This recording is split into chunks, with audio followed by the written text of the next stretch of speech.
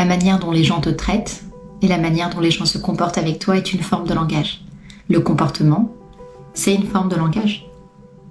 Ça veut dire que quand tu es dans une situation avec quelqu'un qui se comporte d'une certaine manière, mais qui dit autre chose avec ses mots, je vais faire ci, je vais faire ça, mais qui ne le fait pas, il faut que tu comprennes que son inaction, c'est une réponse aux questions que tu te poses. Remarquez qu'on avait très souvent besoin que les gens parlent. On a besoin de s'asseoir avec eux et de parler verbalement, de mettre des mots. Et puis on répète souvent, faut qu'on parle, faut qu'on parle, faut qu'on parle. Et on parle tellement qu'on finit par s'épuiser parce qu'on oublie que le comportement est une forme de langage. Le comportement est une communication non verbale. Et parfois, le comportement en dit plus que les mots, parce qu'on a un pouvoir sur les mots. C'est quelque chose qu'on peut contrôler.